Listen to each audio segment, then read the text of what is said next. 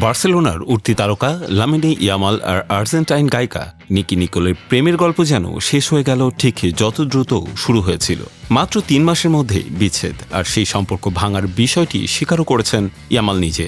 দাবি করেছেন স্পেনের পরিচিত বিনোদন সাংবাদিক জাভিহোস।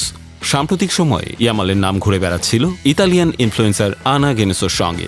মিলানে একসঙ্গে দেখা যাওয়ার খবর ছড়াতেই আলোচনায় আগুন ধরে, আর সেই সময়ে নিকোল ইয়ামালের বিচ্ছেদের খবর প্রকাশ্যে আসে।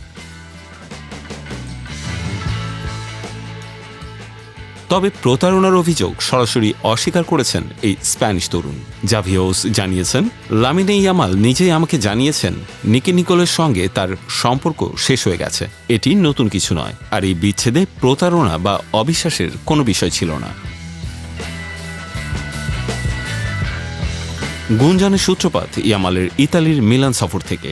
স্প্যানিশ ট্যাবলয়েডের খবর অনুযায়ী প্রাইভেট জেটে বন্ধুবান্ধব ও কাজিনদের সঙ্গে মিলান ভ্রমণে গিয়েছিলেন ইয়ামাল। সেখানে ইনফ্লুয়েন্সার আনা গোনেসের সঙ্গে তাকে দেখা যায় বলে দাবি করা হয়। এক বন্ধুর শেয়ার করা ভিডিওর সঙ্গে গ্যানোসের পোস্ট করা আরমানি হোটেলের ক্লিপ মিলে যাওয়ায় গুজব আরও ঘনীভূত হয়েছে।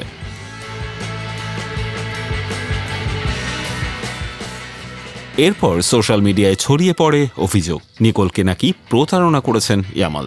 তবে আরটিভির এক অনুষ্ঠানে এই অভিযোগ উড়িয়ে দিয়েছেন ইয়ামাল। তিনি বলেন, আমাদের মধ্যে কোনো সম্পর্ক বা প্রতারণার সংশ্লিষ্টতা নেই। আমরা একদম স্বাভাবিকভাবেই বিচ্ছেদের সিদ্ধান্ত নিয়েছি। সাম্প্রতিক সময়ে যা প্রচারিত হচ্ছে তার কিছুই সত্য নয়। আমি বিশ্বাস ভঙ্গ করিনি। আমার অন্য কারোর সঙ্গে সম্পর্ক নেই।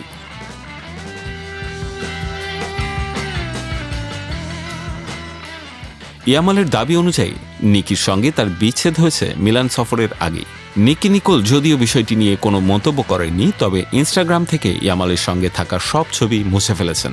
অপরদিকে ইয়ামাল নিজের ইনস্টাগ্রাম স্টোরিতে দিয়েছেন দুটি বিপরীত ছবি, একটিতে বিষণ্ণ, আরেকটিতে হাস্যোজ্জ্বল।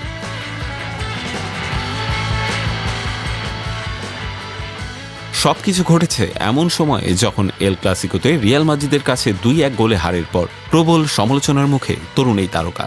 ম্যাচ পরবর্তী মন্তব্য নিয়েও রিয়াল সমর্থকদের ক্ষোভের শিকার হয়েছেন তিনি। এর সঙ্গে যোগ হয়েছে আরেকটি দুশ্চিন্তা, ইয়ামালের চোট। বার্সেলোনার কোচ হ্যান্সি ফ্লিক জানিয়েছেন, সে ভালো আছে, কিন্তু কিছুদিন ধরে ব্যথায় ভুগছে, ধীরে ধীরে উন্নতি করছে। এটাই সবচেয়ে গুরুত্বপূর্ণ। আমি লামিনের সঙ্গে কথা বলেছি। সে তরুণ ও দারুণ এক খেলোয়াড়। আমরা একসঙ্গে এগিয়ে যাব। সব মিলিয়ে ১৮ বছরের ইয়ামালের জীবনে এখন যেন আবেগ, বিতর্ক আর চোটের ত্রিমাত্রিক বাস্তবতা। মাঠের পারফরমেন্সে যেমন নজর, মাঠের বাইরের জীবনও ঠিক ততটাই আলোচিত এই স্প্যানিশ প্রতিভার।